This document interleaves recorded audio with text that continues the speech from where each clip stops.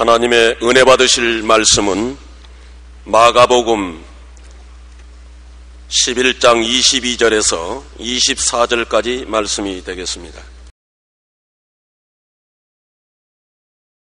예수께서 그들에게 대답하여 이르시되 하나님을 믿으라. 내가 진실로 너희에게 이르노니 누구든지 이 산더러 들리어 바다에 던져지라 하며 그 말하는 것이 이루어질 줄 믿고 마음에 의심하지 아니하면 그대로 되리라. 그러므로 내가 너희에게 말하노니 무엇이든지 기도하고 구하는 것은 받은 줄로 믿으라. 그리하면 너희에게 그대로 되리라. 아멘.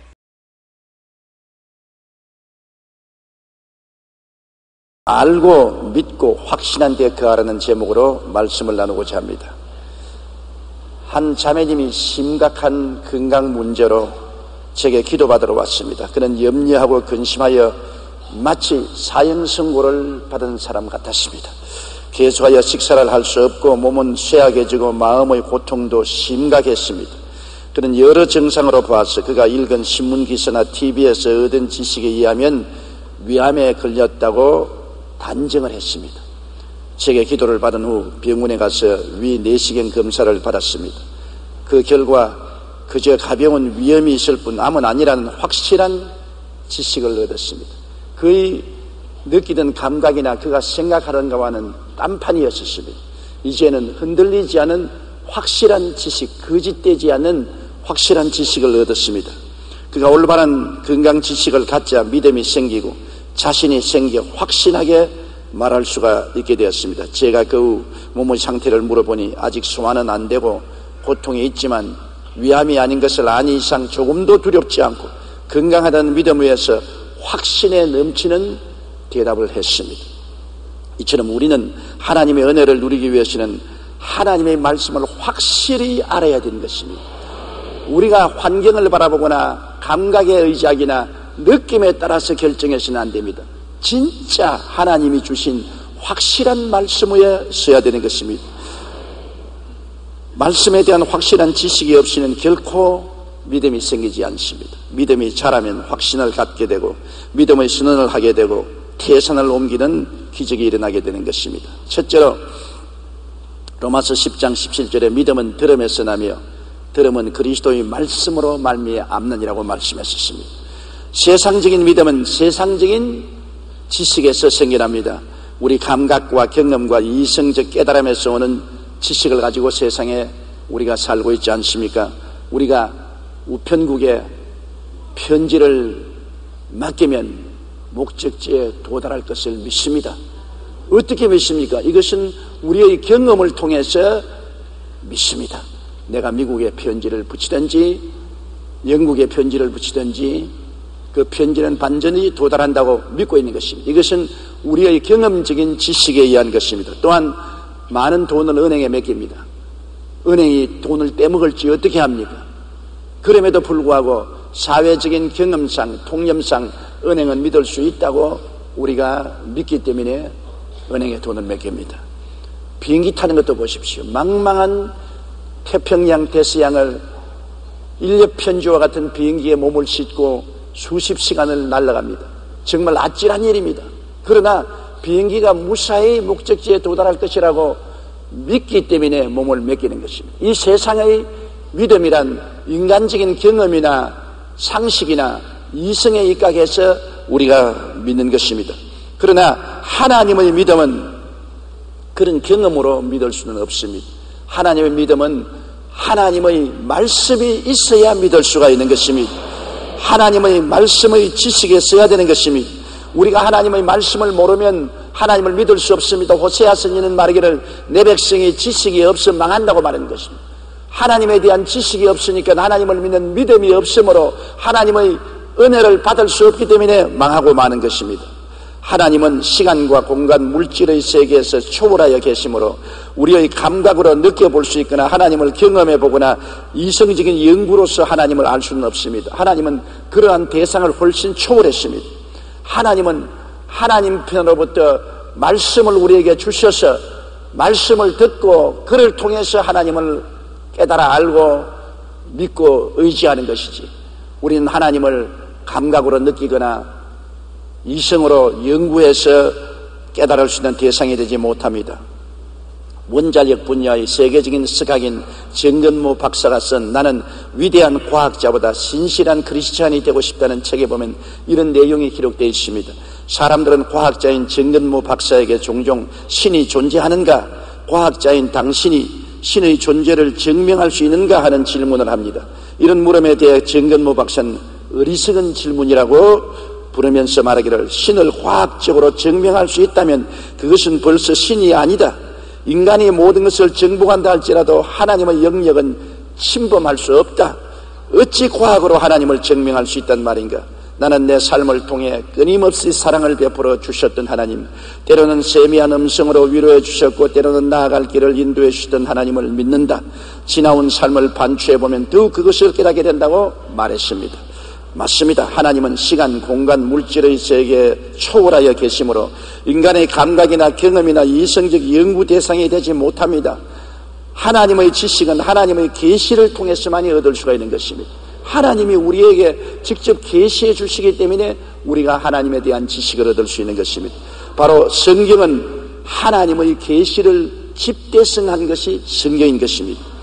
디모데후서 3장 16절에 모든 성경은 하나님의 감동으로 된 것이라고 말했으며, 히브리서 1장 1절로 2절에 옛적의 선지자들을 통하여 여러 부분과 여러 모양으로 우리 조상들에게 말씀하신 하나님이 이 모든 날 마지막에는 아들을 통하여 우리에게 말씀하셨다고 말하고 있는 것입니다. 세계적인 전도자였던 D.L. 무디 목사는 자신의 믿음에 대하여 이렇게 말했습니다. 나는 믿음을 달라고 기도했다. 그리고 믿음이 어느 날 하늘로부터 번개같이 뚝 떨어질 것을 기대했지만 믿음은 오는 것 같지 않았다. 그러나 어느 날 나는 로마서 10장 17절을 읽었다. 믿음은 들음에서 나며 들음은 그리스도의 말씀으로 말미암아 나니라. 그제야 나는 지금까지 내가 성경을 덮어놓고 믿음을 위해 기도했던 어리석음을 깨달았다. 이제 나는 성경을 공부하는 동안 믿음이 쑥쑥 자라나는 것을 깨달았다고 말한 것입니다. 유명한 학자인 사무엘 존슨은 자신의 임종시 머리맡에 있는 젊은이에게 이렇게 말했습니다. 젊은이여, 생전에 다수나마 세상에 알려진 사람의 마지막 말을 귀담아 들어두게. 그것은 바로 규칙적으로 성경을 읽고 살라는 것일세. 하나님의 지식은 하나님의 계시인 말씀을 통해서만 얻을 수 있습니다. 성경은 하나님의 계시를 집대성한 것이기 때문인 것입니다. 선교사였던 데이빗 리빙스톤이 아프리카에서 16년간을 섬긴 후 스코틀랜드로 돌아왔을 때 글래스고 대학에서 강의를 해달라는 부탁을 받았습니다. 학생들은 사자의 공격으로 한쪽 팔을 못 쓰고 수십 번의 열대병으로 초조해진 리빙스톤의 선교 이야기를 매우 감동적으로 들었습니다. 그때 리빙스톤은 청중에게 물었습니다. 나그네의 삶이 가져다 주는 외로움과 고통과 어려움 속에서 나를 붙들어준 힘이 무엇인지 아십니까? 순간 강당에는 정막만 흘렀을 뿐 아무도 대답하지 않았습니다. 그러자 리빙스톤은 말했습니다. 그것은 약속이었습니다. 가장 고결한 영광을 지닌 귀하신 분이 말씀하신 세상 끝날까지 너희와 항상 함께 있으라는 바로 그 약속이었습니다. 실제로 그는 기도하다가 세상을 떠났는데 당시 그 옆에는 손에 때 묻은 성경책이 놓여 있었고, 마태복음 28장 20절 내가 너희에게 분부한 모든 것을 가르쳐 지키게 하라. 볼지어다 내가 세상 끝날까지 너희와 항상 함께 있으라는 말씀 옆의 여박에는 존귀한 분의 말씀이라는 메모가 적혀 있었습니다. 이 세상을 살아갈 때나 세상을 떠날 때나 하나님께서 나와 같이 계신다는 확신을 어디에서 얻을 수가 있습니까? 그것은 하나님의 약속의 말씀뿐인 것입니다. 우리가 믿을 것은 영원히 변치 않은 하나님 말씀뿐인 것입니다. 우리는 하나님의 말씀은 저 하늘이 무너지고 이 땅이 꺼져도 1.1핵도 변치 않은 것을 알고 믿습니다. 성령님의 가르침도 역시 한 가지입니다. 하나님의 성령은 하나님 말씀을 우리에게 깨달아 알게 하실 뿐 아니라 하나님의 말씀을 우리에게 가르쳐 주십니다. 하나님에 대한 지식은 성령님의 가르치심을 통하여 우리의 마음속에 소유되는 것입니다. 요한복음 14장 26절에 보혜사 곧 아버지께서 내 이름으로 보내실 성령 그가 너희에게 모든 것을 가르치시겠다고 하셨습니다. 요한복음 16장 13절에 진리의 성령이 오시면 그가 너희를 모든 진리 가운데로 인도하시려고 말씀한 것입니다. 그러므로 믿음은 들음에서 나며 들음은 그리스도의 말씀으로 말미암기 때문에 우리가 창세기 계시록까지 말씀을 떠나서 하나님을 깨달을 수 없으며 말씀을 가르쳐 주시는 성령의 계시가 아니고는 우리 마음속에 깨달음을 얻을 수가 없습니다. 말씀을 깨닫지 못하면 믿을 수가 없습니다. 하나님에 대한 것은 우리의 육신의 감각이나 환경이나 느낌으로서 하나님을 알 수는 없는 것입니다. 하나님에 대한 확실한 지식은 오직 말씀을 통해서만이 깨달을 수 있고 말씀을 받을 때 우리는 믿을 수가 있는 것입니다. 그러면 둘째로 우리가 인생을 살아가는데 언제나 우리의 환경 가운데 두 가지 믿음의 충돌을 느낍니다. 육신적인 믿음과 신령한 믿음인 것입니다. 우리의 환경과 감각과 이성을 통해서 자연적인 인간이 가지고 있는 믿음, 그 육신적인 믿음과 하나님의 말씀을 통해서는 계시적인 믿음이 충돌할 때 어느 편을 믿어야 될 것이냐는 것입니다. 이것이 우리가 매일 부딪히는 문제요 선택해야 될 난제인 것입니다. 성경에 보면 마르다와 마리아의 체험이 있습니다. 마르다와 마리아는 오라버니를 모시고 살았는데 오라버니가 병들어 죽자 무덤에 장사한 지 나흘이 되었습니다. 그러자 나흘 만에 예수님께서 베다니에 찾아오셨습니다. 자, 세상적인 지식과 하나님의 말씀의 지식 중 어느 것을 믿을 것이냐는 선택의 기로에 서게 된 이유가 바로 여기에 있는 것입니다. 예수님이 찾아오셨을 때 세상적인 지식을 통해서 보게 될 때는 예수님이 너무 늦게 오셨습니다. 마리아와 마르다가 주님 나흘 전에 계셨으면 우리 오라버니가 죽지 않아야겠나이다 탄식했습니다. 그러나 예수님께서는 그들의 생각과 달랐습니다. 너 오라버니가 살리라고 말한 것입니다. 세상적인 지식을 통해서 보면 나사로는 죽었으니 살아나지 못합니다. 인간의 경험이나 이성적인 깨달음을 통해서 보게 되면 나사로는 죽었고 무덤에 들어간 지 나흘이 되어 썩은 냄새가 나는데 어떻게 살아납니까? 인간적인 경험을 통해서 그렇게 살아난 사람이 없습니다. 이성적으로 생각해도 죽어서 썩어가는 시체가 살아나지 못합니다.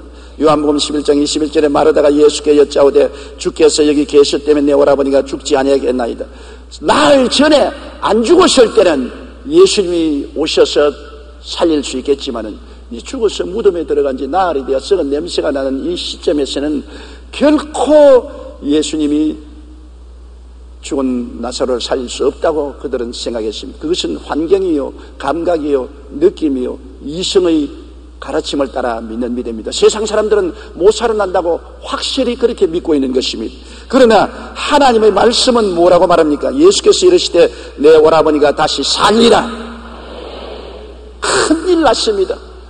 인간적인 믿음을 통해서 볼 때는 절대로 못 살아나는데 하나님의 아들의 계시적인 말씀은 오라버니가 살아난다고 말합니다.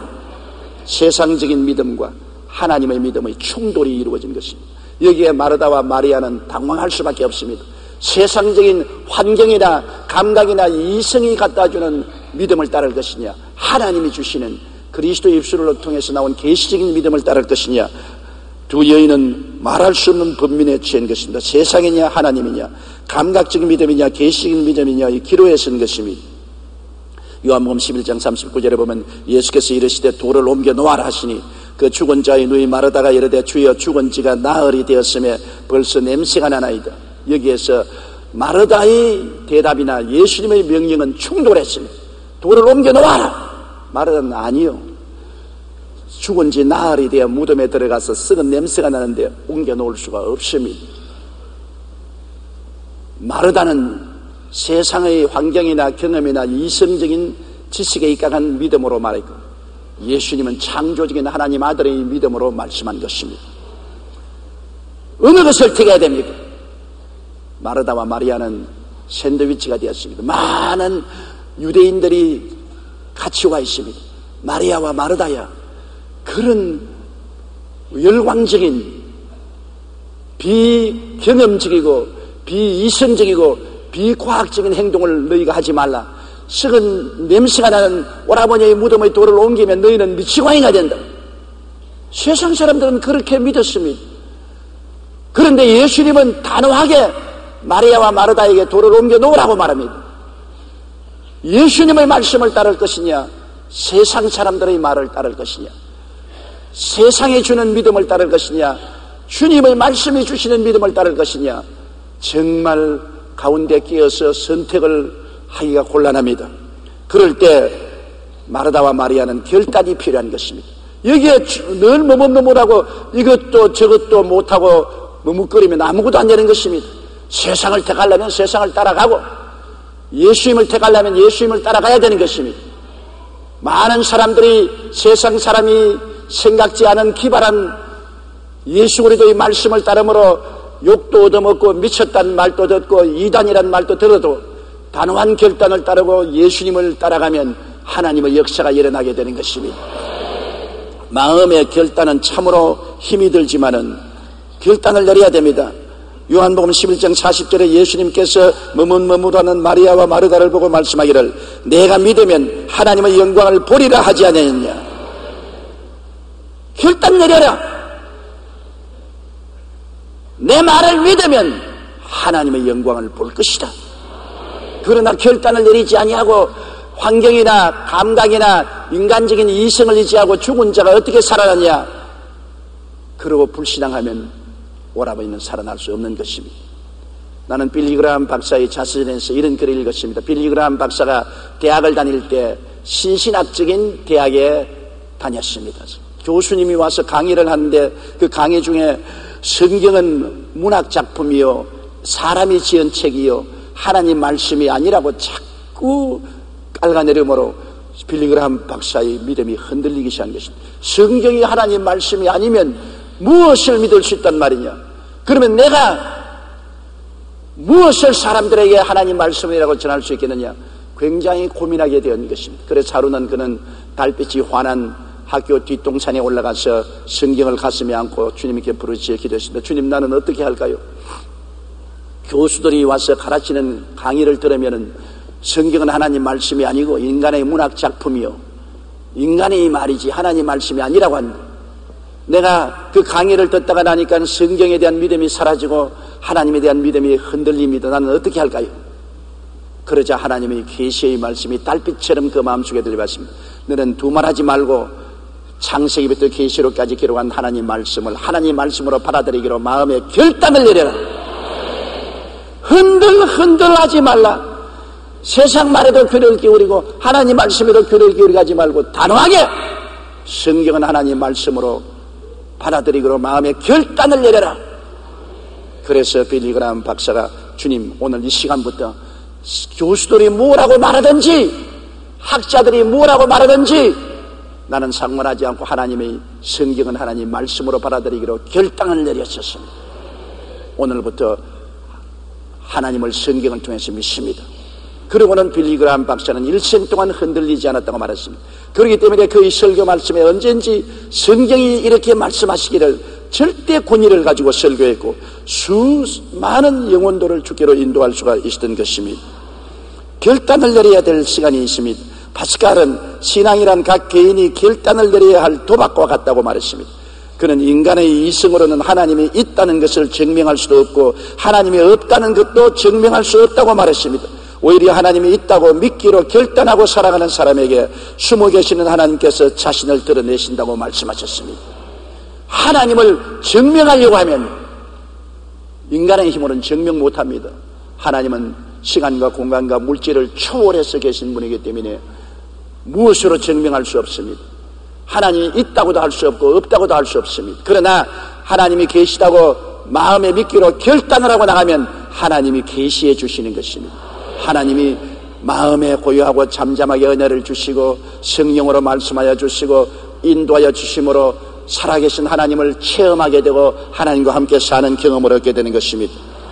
확신을 얻기 위해서는 결단이 필요합니다. 예수님도 내가 믿으면 하나님의 영광을 보리라고 말했었습니다. 우리가 믿어야 하나님의 영광이 나타나지 믿음의 결단을 내리지 아니하면 하나님의 영광은 나타내지 않는 것입니다. 눈에는 아무 증거 안 보이고 귀에는 아무 소리 안 들리고 손에는 잡히는 것 없어도 나는 믿는다. 살든지 죽든지 흥하든지 망하든지 성하든지 쇠하든지 주님을 믿고 난 나간다. 결단을 내리고 나가면 하나님의 영광을 보게 되는 것입니다. 하나님이 기뻐하시고 내 믿은 대로 될지어다. 믿음을 통해서 하나님이 역사하여 주시는 것입니다. 셋째로 일반적인 믿음과 확신의 차이가 있는 것을 우리가 알아야 되는 것입니다. 우리가 믿기는 믿어도 그 믿음 가지고는 안 됩니다. 확신을 가져야 되는 것입니다. 예수님의 제자들을 보면 3년여 동안 예수님과 함께하며 말씀을 배우고 기적을 보았습니다.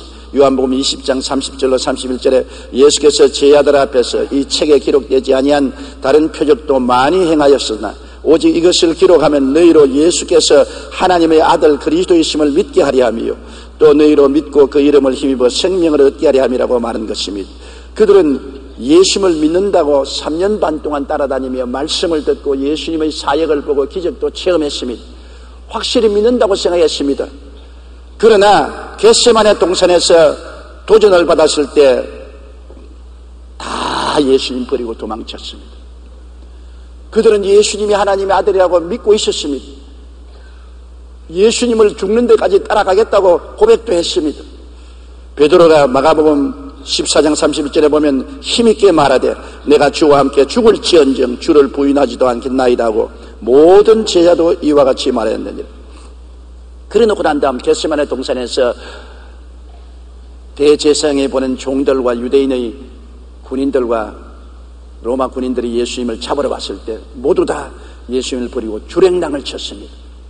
그들의 믿음이 어디 있습니까?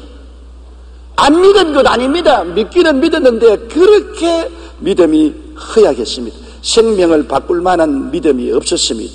제임스 케네디 박사의 크리스찬의 생활 교리라는 책에 보면 동유럽의 공산주의 국가에 있었던 일이 기록되어 있습니다. 한 지역의 크리스찬들이 여느 주일처럼 군인들의 눈을 피해 주일 예배를 드리고 있었습니다. 그때 갑자기 기관총을 가진 2명의 공산당이 들어와서 예배를 중지시키고 기관총을 노리면서 사람을 위협했습니다. 소리질러 말하기를 이 벌레 같은 놈들아, 너희들은 이 땅에 있을 필요가 없다. 우리는 너희를 다 쏴 죽이겠다. 그러나 지금이라도 믿음을 버리고 이 모인 장소에서 떠나가면 살려주겠거니와 끝까지 믿겠다고 버티고 이 자리에 앉아있으면 모두 다 총살하겠다. 그 말에 몇몇 사람들은 자리에서 벌떡 일어나더니만 털털 털고 그냥 에이 예수 별나게 믿다가 큰일 나겠다 그러고 나가버렸습니다. 그러나 많은 사람들은 나가지 않고 죽음을 각오하고 그 자리에 앉아있습니다. 그 몇 사람이 나가자마자 군인들이 문을 꽉 닫고 그 다음에 총을 내려놓더니만 여러분 걱정하지 마십시오. 우리도 예수 믿는 사람입니다. 가짜들하고 같이 믿으면 반드시 고발할 테니까 가짜들을 먼저 쫓아내고 난 다음에 여러분과 함께 예배드리러 왔으니 이제 안심하고 예배를 드리십시다. 그랬다는 기록이 기록되어 있습니다. 믿음이 희미하면 시험을 당할 때 쉽게 예수님을 버립니다. 믿고 확신한 데 거해야 되는 것입니다. 그냥 믿는 것이 아니라 확신한 데 거하게 되는 것입니다. 성경도 믿고 확신한 데 거하라는 것입니다. 일반적인 사람은 그냥 믿습니다. 그냥 믿습니다. 그렇게 말하다가 어려움을 당하면 버리죠. 확신한 데 거하는 사람은 목숨을 내어놓습니다. 예수님의 제자들은 믿기는 믿었으나 확신한 데 거하지 못했습니다. 겟세마네 동산에서 예수님을 다 버리고 도망을 친 것은 안 믿었게 되는 것이 아닙니다. 믿기는 믿었으나 확신하지 못했습니다. 그러나 그 이후에 그 제자들이 한 사람도 남김없이 목숨을 바쳐 순교를 당하면서 그리스도를 증거했습니다. 무엇이 그들을 변화시켰습니까? 무엇이 그들을 일반 믿는 자에게서 확신하는 자로 변화시켰을까요? 그들은 예수님의 실상에 대한 확실한 지식을 얻었기 때문인 것입니다. 그들은 예수님을 버리고 도망쳐서 보니까 예수님이 끌려가서 십자가에 처형당하는 것을 직접 보았습니다. 그들은 암담한 절망에 취했습니다. 그들의 스승이요 구주란 예수님이 십자가에 못 박혀 죽는 것을 보고 암담했습니다. 예수 그리스도께서 무덤에 들어간 것을 보았습니다.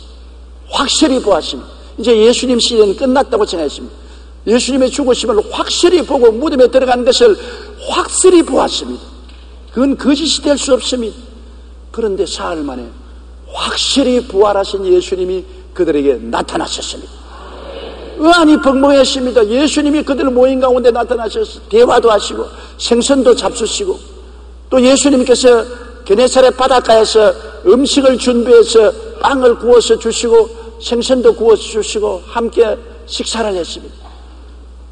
분명히 분명히 그들 앞에 십자가에서 죽는 것을 보았고 분명히 장사되는 것을 보았는데 그 예수님이 또 부활하셔서 동해 번쩍 서해 번쩍 하면서 그들의 모인 가운데 나타난 것을 너무나 분명히 보았었죠.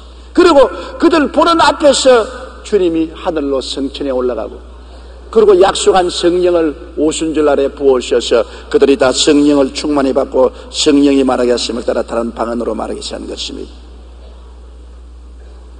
그러니 그들은 이 너무나 확실한 지식에 이제는 일반적인 믿음이 아니라 확신하게 되었습니다. 아, 예수를 믿으면 죽어도 살고 살아서 믿으면 영원히 죽지 않는다.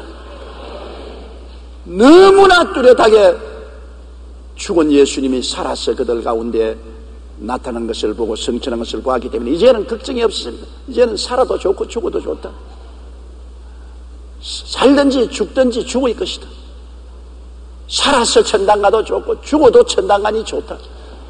예수 그리스도의 복음은 너무나 확실하다. 이제는 그냥 믿는 것이 아니라 확신하게 된 것입니다. 사도행전 2장 22절로 24절에 너희도 아는 바와 같이 하나님께서 나사렛 예수로 큰 권능과 기사와 표적을 너희 가운데 베푸사 너희 앞에서 그를 증언하였느니라. 그가 하나님께서 정하신 뜻과 미리 아신 대로 내어준 바 되었거늘 너희가 부없는 자들의 손을 빌려 못 박아 죽였으나 하나님께서 그를 사망의 고통에서 풀어 살리셨다고 담대하게 말할 수 있었습니다. 그 확신이 죽음조차 초월하게 만들었습니다. 너무나 확실하니까 이제 죽는 건 끝나지 않습니다. 예수님이 내가 너희를 위하여 처소를 예비하려 가느니 가서 처소를 예비하면 다시 와서 나 있는 곳에 너희도 함께 있게 하겠다는 말씀 너무나 확신하게 된 것입니다. 아, 육신의 장막지 무너지면 무슨 걱정할 거 있노? 내가 주님 예비한 영원한 천국에 들어갈 것인데 죽이면 죽여봐라. 나는 그리스도를 증거하겠다. 이러한 담대함을 가지게 된 것입니다. 사도행전 4장 18절로 20절에 그들을 불러 경고하여 도무지 예수의 이름으로 말하지도 말고 가르치지도 말라 하니 베드로와 요한이 대답하여 이르되 하나님 앞에서 너희 말을 듣는 것이 하나님 말씀 듣는 것보다 옳은가 판단하라. 우리는 보고 들은 것을 말하지 아니할 수 없다 하니 보십시오. 보고 들은 것이 너무나 확실합니다. 진짜로 죽고 진짜로 장사지는 거 보았습니다. 부활해서 나타나셔서 함께 식사를 하고 함께 말씀을 나눈 것을 체험했습니다. 보는 앞에서 성천하는 것을 보았습니다. 다시 오겠다는 약속도 들었습니다. 이제 더 이상 무엇을 의심할 수 있는 것입니까? 이제는 믿음이 아니라 확신인 것입니다. 사도행전 20장 24절에 바울 선생이 말한 것을 보면 내가 달려갈 길과 주 예수께 받은 사명 곧 하나님의 은혜의 복음을 증언하는 일을 마치려 하면 나의 생명조차 조금도 귀한 것으로 여기지 아니한다고 말한 것입니다. 로마서 8장 35절에 누가 우리를 그리스도의 사랑에서 끊으리요? 환난이나 공고나 박해나 기근이나 즉시나 위험이나 칼이냐?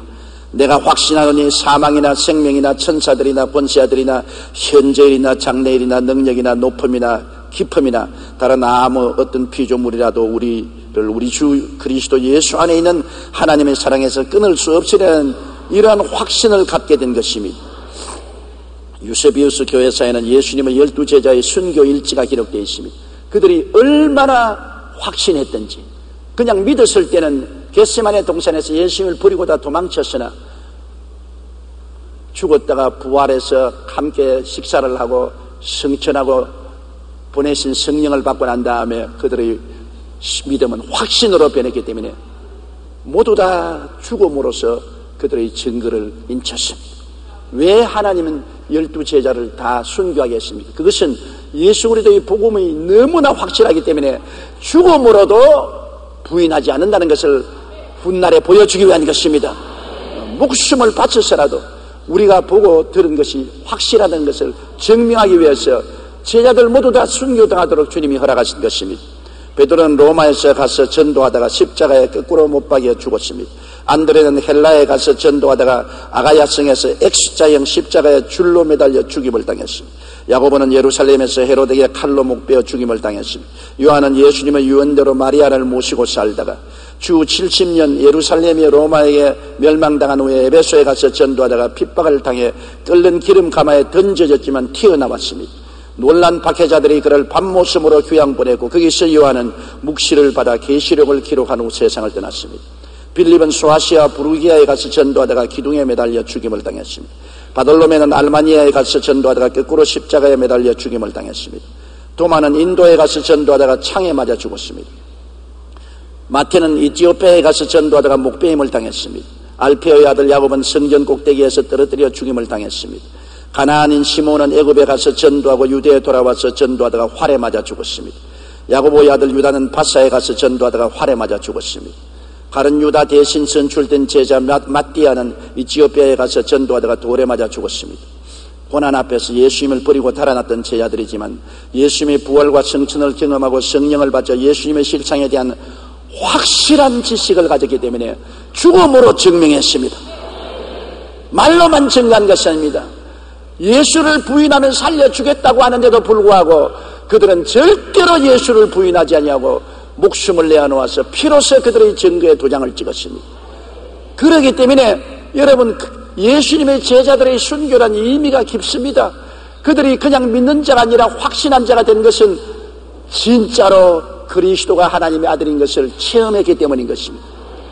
그가 십자가에 죽는 것도 진짜고, 무덤에 들어간 것도 진짜로 보았고, 부활하신 것도 진짜로 보았고, 눈앞에서 성천한 것도 보았고, 약속한 성령을 보내신 것을 체험한 그들은 이제는 의심할 도리가 없었습니다. 의심이 들어갈 틈이 없었습니다. 죽음으로써 그들의 증거를 다 확인한 것입니다. 이처럼 여러분, 예수 그리스도가 구주된 것은 확실한 사실인 것입니다. 진리의 말씀은 거짓이 없습니다. 예수님이 우리 위해서 십자가에 돌아가시고 부활하셔서 성천하시고 하늘에 우리의 있을 곳을 예비한 것은 틀림없는 사실인 것입니다. 두려워할 필요고 놀랄 필요가 없습니다. 땅에 있는 장막집이 무너지면 손으로 짓지 않은 영원한 집이 우리를 위해서 예비해 있는 것입니다. 우리가 살면 주를 위해서 섬기고 죽으면 천당 가는 건 너무나 확실한 것입니다. 그렇기 때문에 예수 믿는 삶은 두려워하고 놀라는 삶이 아니라 편안한 삶이 되는 것입니다. 이렇기 때문에 우리는 머릿속 믿음을 가지지 말고 마음속 확신을 가져야만 되는 것입니다. 지식은 머릿속에 있지만 깨달음은 마음속에 들어오는 것입니다. 깨닫지 못한 지식은 머릿속 믿음이요 깨달은 지식은 마음속의 믿음이 되는 것입니다. 마태복음 13장 23절에 말씀을 듣고 깨달으라고 말하셨습니다. 골로새 2장 2절에는 확실한 이해의 모든 풍성과 하나님의 비밀인 그리스도를 깨닫게 하려 함이라. 그냥 아는 것하고 깨닫는 하고는 굉장히 틀립니다. 우리가 성경을 들을 때 그렇구나, 창세기부터 계시록까지 성경의 지식을 가지고 있어도 마음속에 깨닫지 못하면 내 것이 안 됩니다. 예수님이 위대한 성자요 종교인이라고 사람들은 다 알고 있습니다. 깨달으면 내 구주라는 것을 알게 되는 것입니다. 깨닫는 것은 사람의 힘으로 깨닫지 못합니다. 성령이 오셔야 깨닫게 하는 것입니다. 수십 년 교회에 왔다 갔다 해도 성령을 받지 않으면 예수님이 구주인 것을 깨닫지를 못합니다. 아무리 성경 말씀을 들어도 깨닫지 못하면 나에게는 그 성경 말씀이 아무 관계가 없는 것입니다. 믿음은 깨달아야 마음속에 들려오는 것입니다. 깨달으면 큰 보배를 얻는 것입니다. 늘 길거리 옆에 버려진 돌멩이인 줄 알고 왔다 갔다 하다가 나중에 깨닫고 보니 그게 금덩어리와 같습니다. 그저 성경 말씀 창세기부터 계시록까지 말씀을 읽습니다. 하나님 말씀이다 그렇게 읽습니다. 그러나 어느 날 성령이 오셔서 그 진리의 말씀을 깨닫게 해주시면 기적이 일어나게 되는 것입니다. 놀라운 역사가 일어나게 되는 것입니다. 나는 선교사 한 사람이 간암으로 죽어가다가 기적적으로 살아난 기사를 읽어본 적이 있는데요, 이분이 선교사로서 복음을 외국에 가서 전도하고 성경을 잘 아는 사람이었어요. 간암에 걸려서 사형선고를 받고 선교지에서 고향으로 돌아와서 죽을 날을 기다리는데 하루는 양지볕에 글상을 갖다 놓고 글상에 앉아서 햇빛을 쬐이면서 성경을 읽고 있었습니다.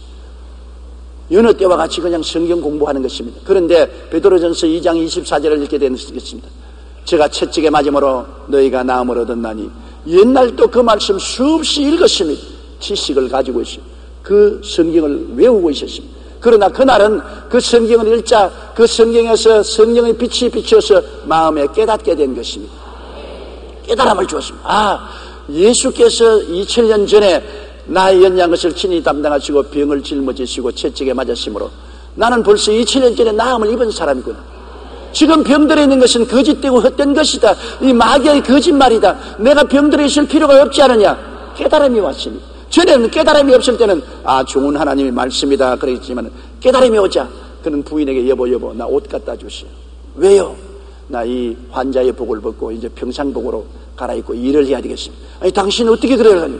아니야, 나는 여튼 주 병자인 줄 알았는데 오늘 성경 읽어보니까 병자가 아니네. 잘못 알았어. 이때까지 병자인 줄 알고 환자복 입고 걸상에 앉아서 죽을 날을 기다렸는데 오늘 깨닫고 보니까 병자가 아니야.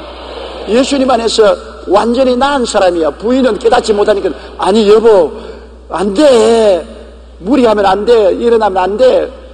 깨닫지 못한 부인은 성경 말씀을 보고도 안 된다고 자꾸 말렸는데 깨달은 남편은 내 여태까지 몰랐어, 속았어, 나 병자 아니야, 걱정하지 마, 옷 갈아입고 그 길로부터 성경 들고 신방하고 설교하고 부흥회하고 나갔는데 깨끗이 나와버리고 말았다는 길을 이었습니다. 깨달음이란 얼마나 중요한지요. 성령이 오신 것은 우리에게 주의 말씀을 깨닫게 하기 위해서 역사하여 주시는 것입니다. 그러므로 항상 하나님 말씀 들을 때나 성경 읽을 때 성령님을 인정하고 환영하고 모시드리고 의지하며 성령께 깨닫게 해달라고 부탁해야 되는 것입니다.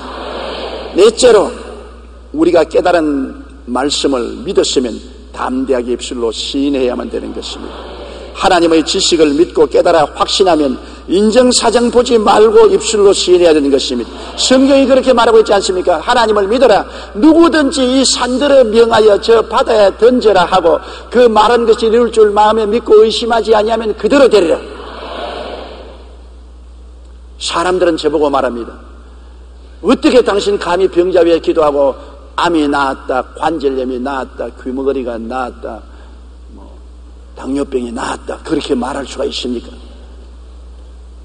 저희 속을 버선 뒤집어 보이듯이 싹 뒤집어 보이고 싶은 생각이 정말 간절히 나요.